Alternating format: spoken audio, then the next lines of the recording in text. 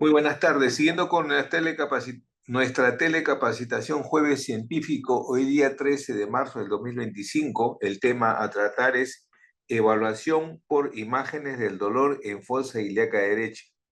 Tenemos como expositora a la doctora Diana Fernández Ochoa y es coordinadora del servicio de imágenes del Comité de Trasplante Hepático de nuestro instituto.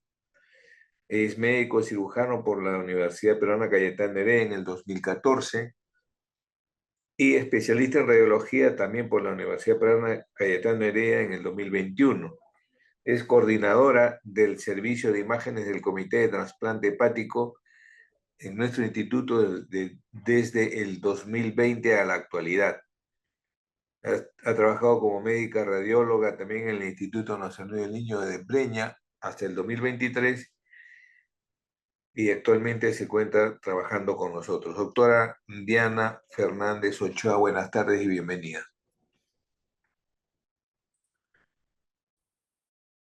Muy buenas tardes con todos. Ahora lo voy a compartir. Vamos a hablar principalmente del enfoque. A ver, no, ok.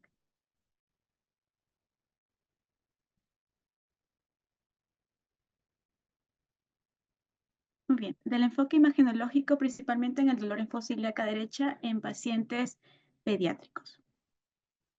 Como objetivo vamos a tener principalmente describir los hallazgos imagenológicos claves de aquellas afecciones que pueden presentar un dolor agudo en fosa ilíaca derecha, que es una de las causas principales de los pacientes que vienen acá a emergencia. Y principalmente nuestra ayuda, principalmente como el servicio de imágenes, es poder diferenciar las patologías quirúrgicas como no quirúrgicas, siendo principalmente el apendicitis aguda.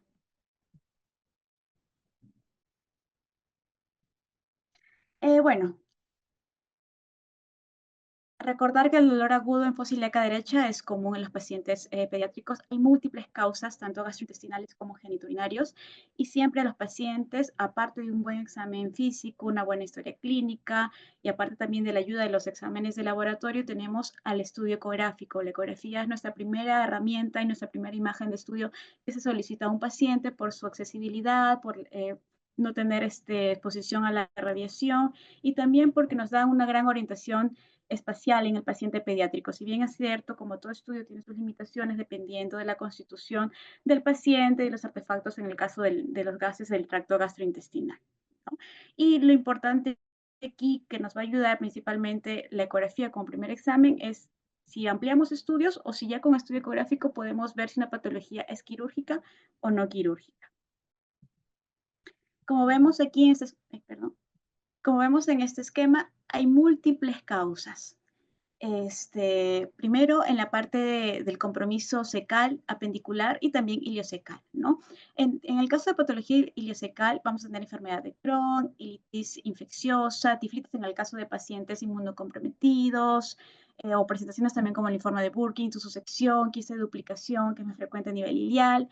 Tenemos también el divertículo de Meckel, diverticulitis derecha, que es más raro en pacientes pediátricos, pero igual también se ve ya en adolescentes. Tenemos la patología intestinal también no quirúrgica y los simuladores también del dolor en fosa ilíaca derecha que no necesariamente son quirúrgicos, como la patología urológica. Vamos a hablar de los más frecuentes, presento algunos casos que hemos tenido acá en nuestra institución.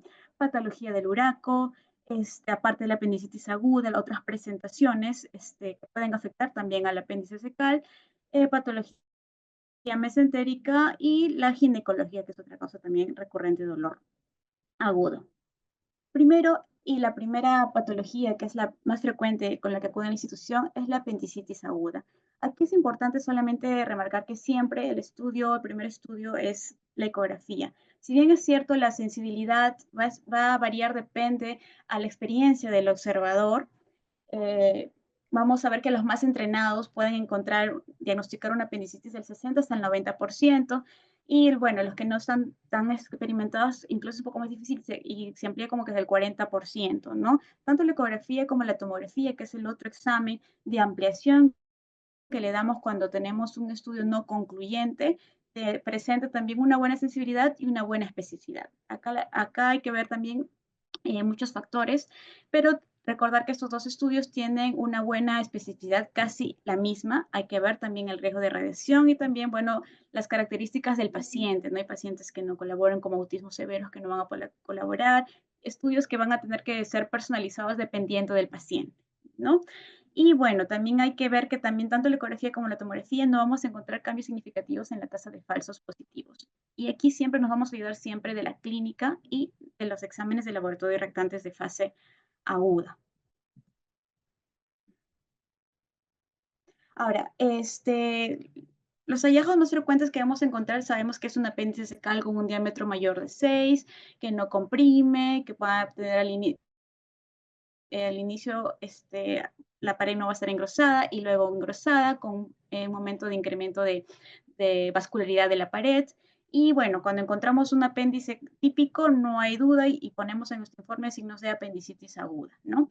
Pero viene también el dilema aquí en que el momento de la hora del dolor en la que se pide también el estudio ecográfico. Recordar que los hallazgos ecográficos vamos a poder observarlos a partir de las 6 horas en adelante y también dependiendo pues de la experticia del operador, depende del que realice el estudio, ¿no? Pero a partir de las 6 horas donde podemos encontrar primero el apéndice dilatado, entre 6 a 12 horas vamos a poder ya ver los cambios inflamatorios de la grasa mesentérica. Por aquí es la importancia del seguimiento clínico y también en algunos casos con un control ecográfico, ¿no?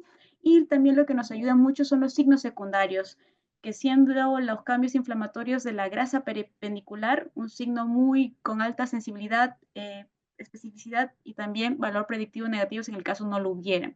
Hemos tenido muchos pacientes es difícil encontrar el apéndice secado porque ya pasó mucho tiempo la inflamación o porque el paciente ya tiene mucho tejido adiposo, pero encontramos signos indirectos, ¿no? Y siendo el incremento de la ecogenicidad mesentérica, siendo un factor, uno de los signos bien frecuentes y hay que adicionarlos en ese caso con la clínica y los exámenes de laboratorio para ver si amerita una ampliación de estudio con un estudio tomográfico. El líquido libre no tiene tanta sensibilidad, pero sí una buena especificidad si es que tenemos ecos internos. Y bueno, hay múltiples factores, pero siendo el principal signo que también nos tendríamos que colocar en nuestros informes o ayudar a los médicos es también si es que hay signos indirectos, si es que no vemos el apéndice secal. Igual muchos signos también para lo que es perforación, ¿no? Voy a poner acá ejemplos. Por ejemplo, tenemos acá un paciente en las cuales sí podemos observar, voy a poner el láser, disculpen un ratito, un apéndice secal dilatado, aquí sin efecto de compresión. Recordar, bueno, nosotros los radiólogos tenemos que hacerlo siempre con compresión. Vemos que no hay una compresión de esa estructura del apéndice secal, las paredes están engrosadas, más de 3 milímetros.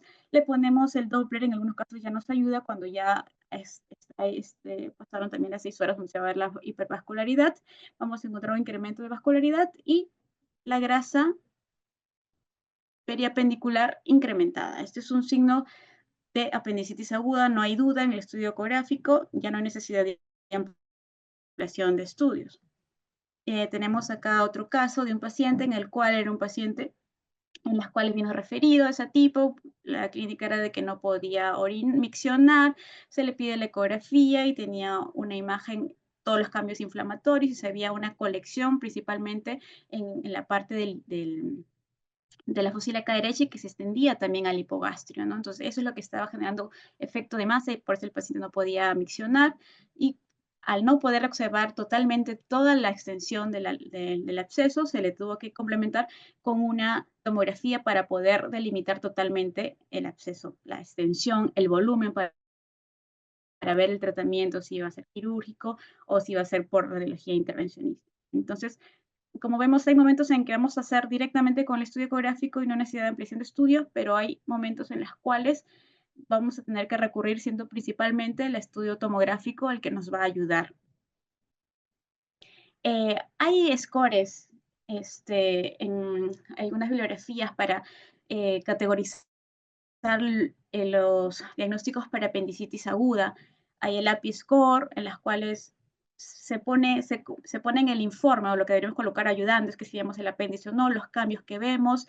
Y el lema es cuando encontramos que no encontramos el apéndice, pero hay signos indirectos, o no encontramos el apéndice, pero hay dolor, no hay cambios. Entonces, todo eso también entra a una clasificación para poder podemos ayudar o cómo podemos ayudar también al médico clínico, ¿no? Hay varias categorizaciones de hallazgos ecográficos, como los que son el término equívoco, es cuando puedes encontrar, no encuentras el apéndice, no ves los signos secundarios, que está yendo ahí, ¿no? Adherirnos más a la clínica si vamos o no para una tomografía, pero si vemos el apéndice, está en el límite de su diámetro, pero no hay cambios, no hay signos secundarios como los cambios inflamatorios, también hay que apoyarnos de los laboratorios y ver si es que se va a un seguimiento o a una tomografía.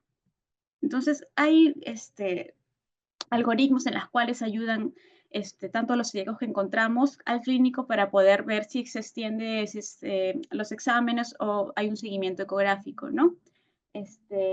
Por ejemplo, acá nos hablan, ¿no? Si tenemos ya un paciente que no se encuentra tanto por ecografía y no tiene clínica ni nada, a casa. Pero sí hay el dilema que siempre tenemos, que es el equívoco, no encontramos, pero hay signos secundarios, o no encontramos, pero hay clínica y hay laboratorio, hay dos opciones, ¿no?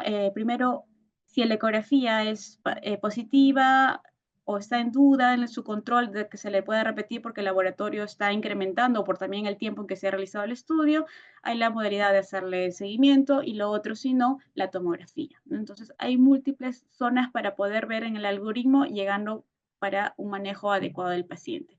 Y los dos estudios siempre es la ecografía y la tomografía.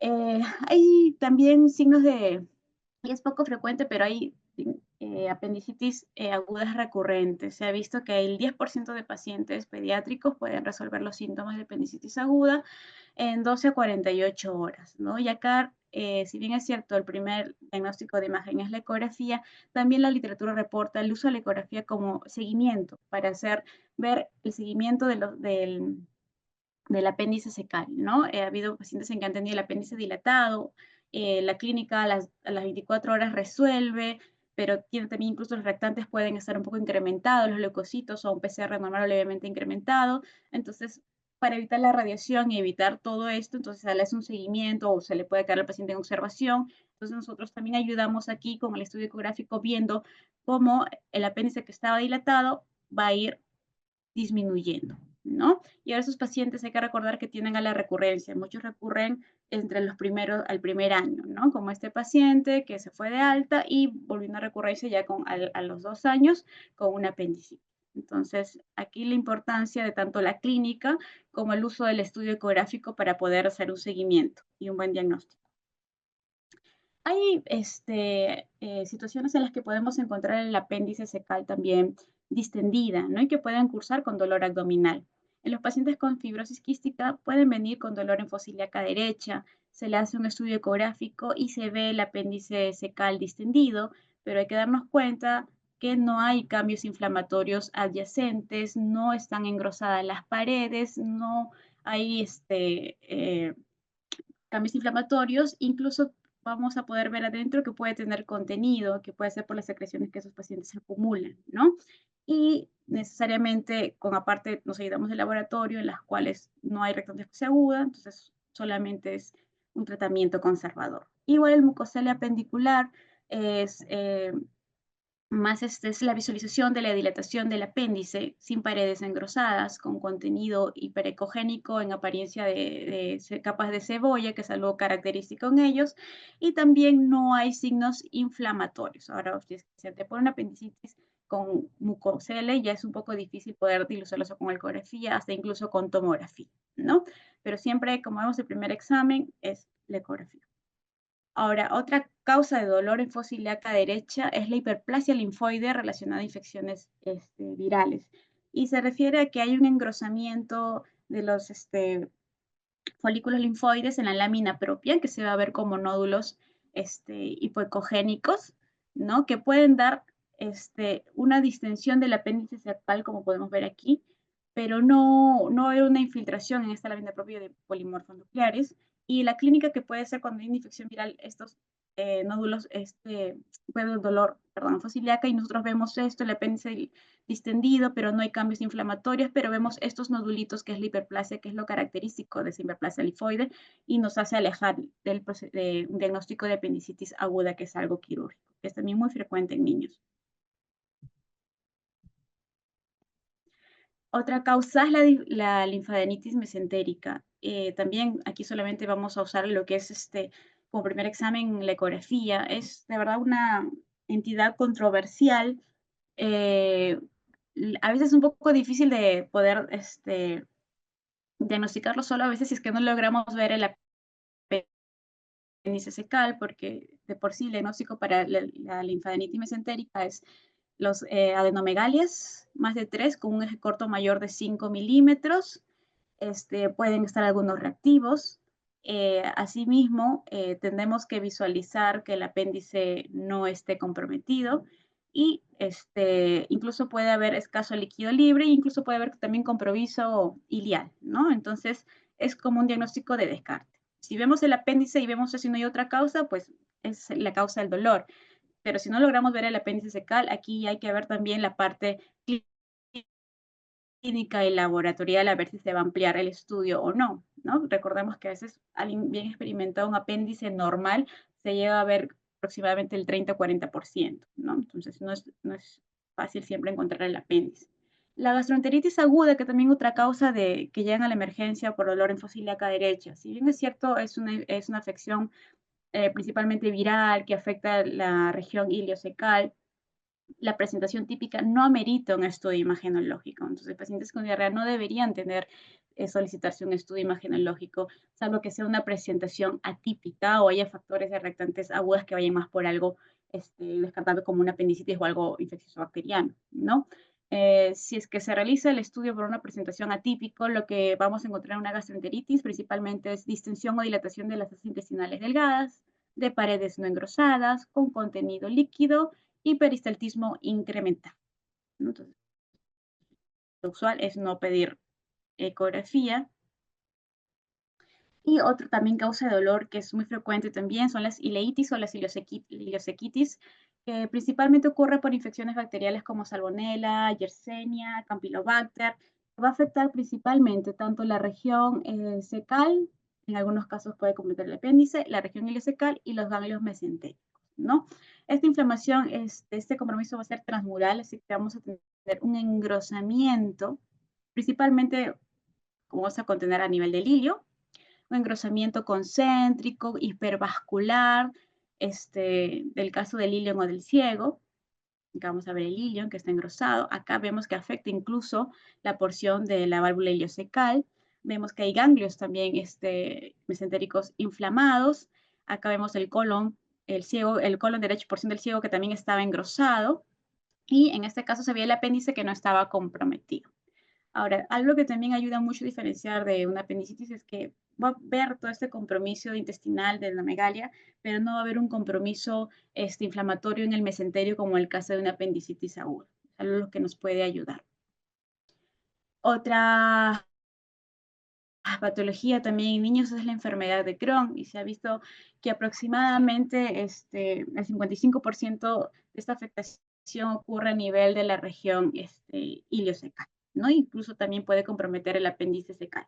Entonces, acá también nos vamos a ayudar mucho de la clínica y bueno, como siempre la ecografía, el primer estudio que vamos a visualizar, vamos a encontrar un engrosamiento concéntrico y acá hay que tener cuidado porque a veces puede ser y evaluar todo el marco colónico, ¿no? Porque a veces puede empezar la región la parte secal o iliocecal, pero también puede ser multifocal este engrosamiento, generalmente es segmentario, pero puede ser multifocal. Entonces, ya si vemos unas características que se alejan a lo que es una apendicitis, tenemos que ver, evaluar todo lo que es el marco colónico y si ya no se puede por la interposición gaseosa o algo, pues se va a pedir en ese caso una tomografía, ¿no?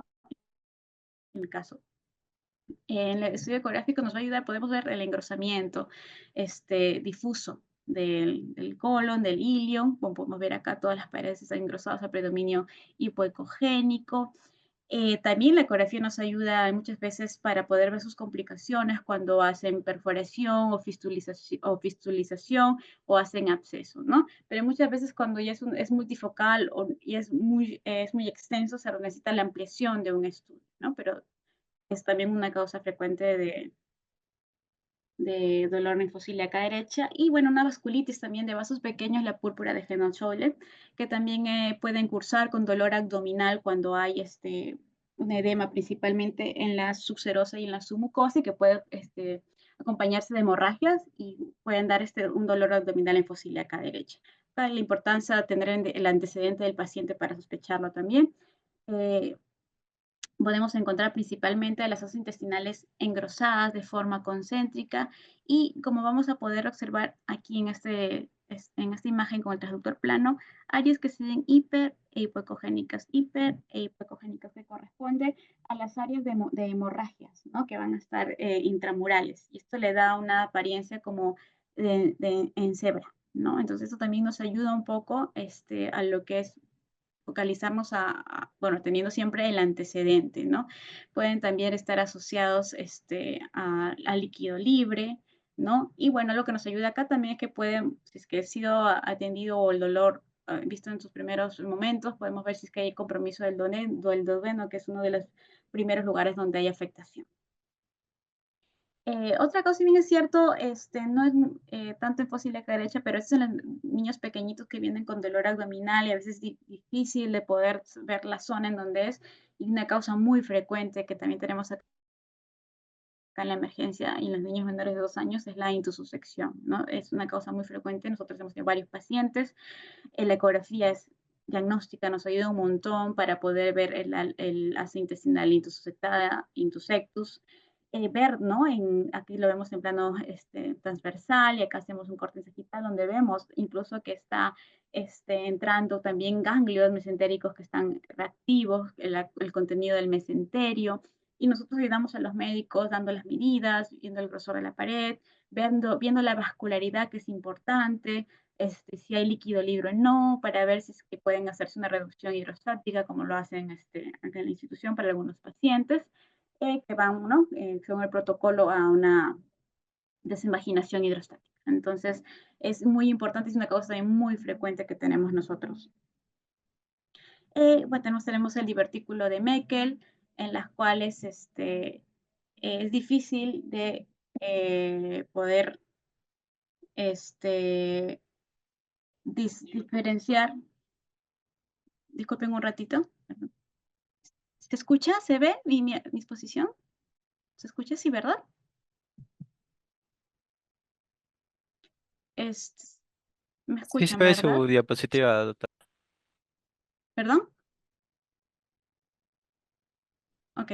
Bueno, otra causa de dolor abdominal en fosa ilíaca derecha es también el divertículo de Meckel. Muchas veces es muy difícil a veces de poder diagnosticarlo, también depende mucho de la experiencia. Y bueno, como sabemos, es una remanencia del conducto onfalomesentérico que se da en el borde antimesentérico, en las cuales se va a evidenciar como un apéndice secal, sino que tenemos que ver lo que sale del hilio. A veces es muy difícil porque interpone muchos factores también del paciente, como en este caso vemos aquí el ilion que estaba distendido, de paredes engrosadas, y se ve una estructura tubular que sale de él, ¿no? Ahora, en estos casos, para nosotros sí es un divertículo de Meckel, tenemos también que estar seguras que no es el apéndice secal, ver el apéndice secal que no esté comprometido. A veces es muy difícil y recurrimos al estudio tomográfico para que nos ayude, ¿no? Pero ya a veces la experticia, algunos sí pueden, ¿no? La capacidad de poder hacerlo, pero a veces hay muchos factores que nos pueden jugar una mala pasada aquí, pero es como una característica de un apéndice secal, solo que sale del hilo. Diverticulitis de la derecha es poco frecuente en los pacientes pediátricos, pero sí he visto casos. Recordar que es un divertículo verdadero, es generalmente solitario, congénito. Y bueno, con el estudio ecográfico, la verdad que muchas veces podemos visualizarlos, ¿no? Podemos visualizar el divertículo, incluso podemos ver la zona donde es el divertículo, la pared engrosada, ¿no? Como podemos visualizar aquí. Ahora, si hay una diverticulitis, hay que también ver los cambios inflamatorios adyacentes. A veces puede ser, como es único y localizado, podemos hacerlo con el estudio ecográfico.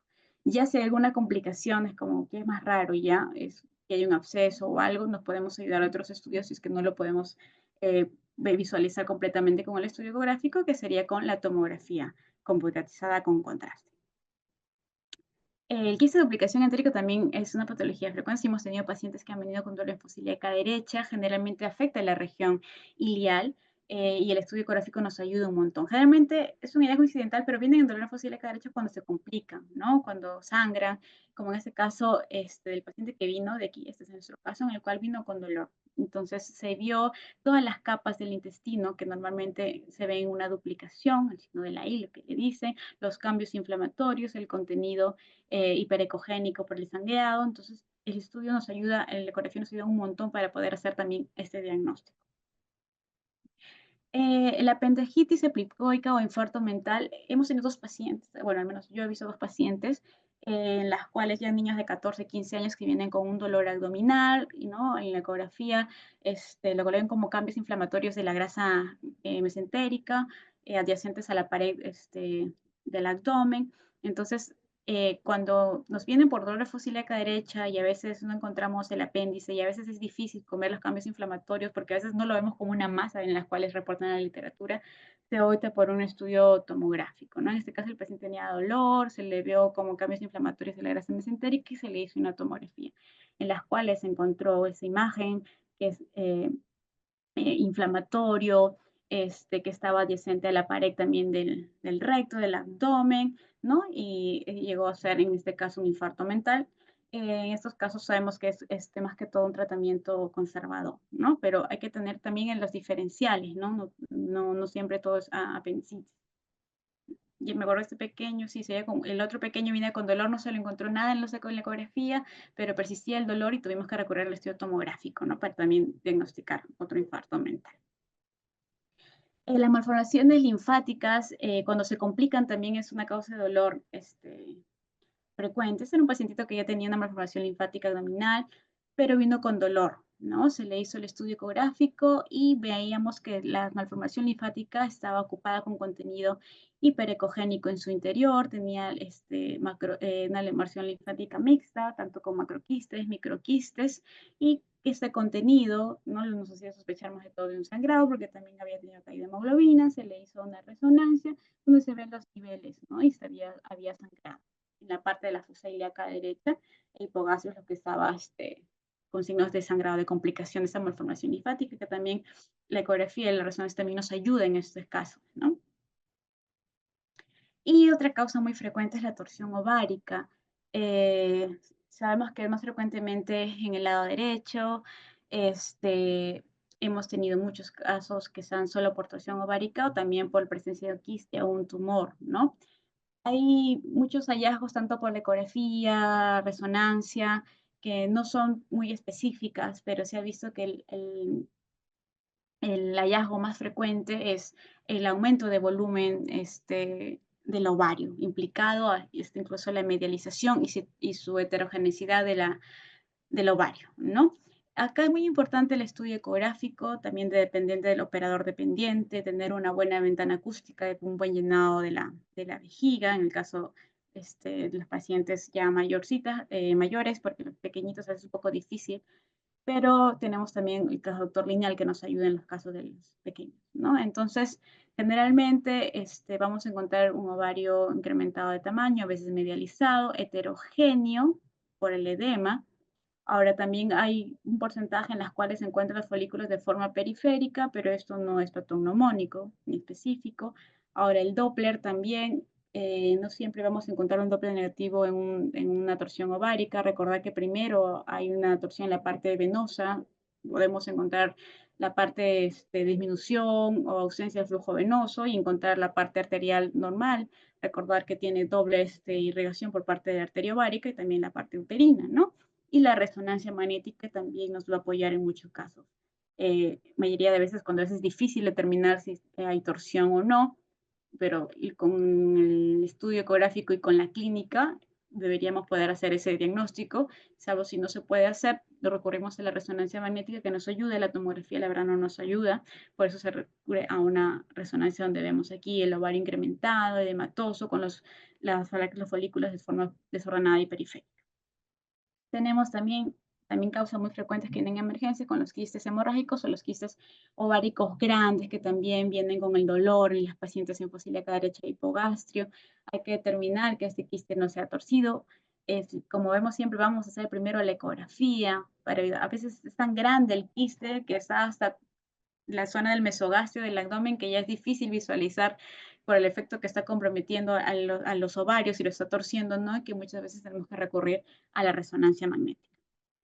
El hemorrágico también es muy frecuente encontrar a los pacientes con dolor en fosa ilíaca derecha. Vemos un quiste complejo con contenido hiperecogénico. A veces ya se ve de patrón reticular o cuando se forma el coágulo se retrae, entonces tiene múltiples manifestaciones, no hay afectación tampoco con respecto al hacer una evaluación Doppler. Y bueno, lo bueno es que a veces con la ecografía es suficiente poder hacer un quiste hemorrágico si encontramos un quiste hemorrágico típico, ¿no? También puede estar asociado a escaso líquido en el fondo de saco. Y si ya tenemos que va a un quiste hemorrágico, podemos hacerle el control, el seguimiento, como en este caso, en las cuales el quiste puede ir disminuyendo de tamaño hasta su resolución, ¿no? Entonces, va a depender mucho de la clínica y la presentación del paciente. Otras causas que también hemos tenido es las situs bajas o las cistitis por las cuales vienen con dolor, cuando hay también una litiasis que está siendo expulsada a nivel del uréter, ¿no? Entonces, toda la ecografía abdominal nos va a ayudar a poder diagnosticar esos diferenciales de algo quirúrgico o las pielonefritis, como en este caso, donde vemos un riñón heterogéneo con la alteración de la vascularidad, que es la característica por el edema en la pielonefritis aguda, en el caso de la citus bajos cistitis, el engrosamiento de la pared, los secos, y aparte de la clínica, el examen de laboratorio nos ayuda a hacerle diferencial. Y también hemos tenido pacientitas con anomalías del uraco. Esta era una pequeña que vino con dolor en fosa ilíaca derecha. Se le hizo la ecografía y se encontró esta imagen de aspecto quística a nivel anterosuperior de la vejiga, que estaba con cambios inflamatorios adyacentes y flujo vascular incrementada. Se le hizo con una evaluación con el transductor lineal, donde se veía todo ese contenido heterogéneo, ¿no? Ya fue un control posterior en la cual también ya los cambios inflamatorios estaban disminuyendo y acá se veía, ¿no? En el caso de este paciente era un divertículo y teníamos otro paciente aquí, el cual tenía similares características, pero se veía su conexión hacia la región umbilical. Hacia la región umbilical, esta es la vejiga, y veíamos esta imagen como un sequito, como un seno, en las cuales veíamos que había comunicación con la zona umbilical. Entonces también hay que tenerlo presente cuando evaluemos un paciente en las anomalías del ureco que también pueden ser causantes de dolor, ¿no? No pasarlos desapercibidos. Voy a poner dos casitos de dos pacientitos que tuvimos. Uno fue un niño que había sido operado de, este, de la aorta, por una coartación de aorta, vino con dolor en fosa ilíaca hipogastrio, se le hizo la ecografía y se vio el vaso en la cavidad pélvica y en fosa ilíaca derecha. En ese momento se veía la vascularidad. Esta es su tomografía cuando se le operó en el 2021 de su coartación de aorta. El vaso estaba ubicado en el hipocondrio izquierdo y en este control que se hizo en el estudio, en el 2023 por emergencia, se veía el vaso en fosa ilíaca derecha y en hipogastrio. Se le hizo la tomografía porque el dolor aumentó y veamos que el vaso ya no tenía una adecuada captación de contraste y acá está donde están las flechitas estaba todo lo que es el hilo vascular que estaba trombosado y girado, ¿no? Había una torsión esplénica, la cual podemos ver acá todo el vaso ya estaba prácticamente necrosado, en la cirugía fue retirado, se hizo una esplenectomía. Y otras causas que también hay que valorar, los pacientes teniendo la historia clínica, a veces no todo está en el abdomen, sino en las partes blandas. Una pequeña que había tenido un trauma, un golpe en la zona del abdomen inferior, en la ecografía abdominal con por convección no se veía nada y el dolor seguía, se le hace por partes blandas porque había un aumento de volumen en las paredes y se veía un hematoma, que es también una causa de dolor. Entonces hay que siempre cuando examinemos, no solo dedicarnos a la parte del abdomen, sino ver también las partes blandas, siempre dependiendo de los antecedentes de la paciente y hay que tenerlo en cuenta para los diagnósticos diferenciales. Entonces, como conclusión, hay que recordar que la ecografía es el primer examen que vamos a hacer, es útil para la evaluación del dolor agudo en fosa ilíaca derecha, en niños, y vamos a estar siempre asociados con la clínica y los exámenes de laboratorio, por los cuales siempre en las zonas nos tienen que apoyar también eso, hablar con el médico en lo que se está sospechando, y el médico radiólogo que lo va a evaluar, hay que tener también en cuenta todas las diferentes causas que pueden causar dolor en facilidad derecha, no todo es apendicitis, por eso hay que recordar todas las otras patologías que nos pueden ayudar a hacer este diferencial. Y bueno, recordar la importancia de la ecografía en los niños, ¿no? Que a veces no tienen mejor resolución espacial incluso que la tomografía en los niños más chiquitos, que es más fácil también de poder evaluar. Y principalmente es ver si hay patologías quirúrgicas como la apendicitis, que es la principal o más frecuente patología, y si no es enfocarnos en buscar otra causa que puede estar causando este dolor, y si en algunos casos ya hay mayor implicancia clínica y laboratorial, ver la ampliación de estudio en los casos de una tomografía o resonancia dependiendo del caso, ¿no? Entonces, esto sería principalmente en lo que es respecto al enfoque imaginológico, basado más que todo en la ecografía, que es el primer examen que hacemos y que nos puede ayudar a dilucidar algo quirúrgico y no quirúrgico en un paciente pediátrico. Eso sería todo. Gracias.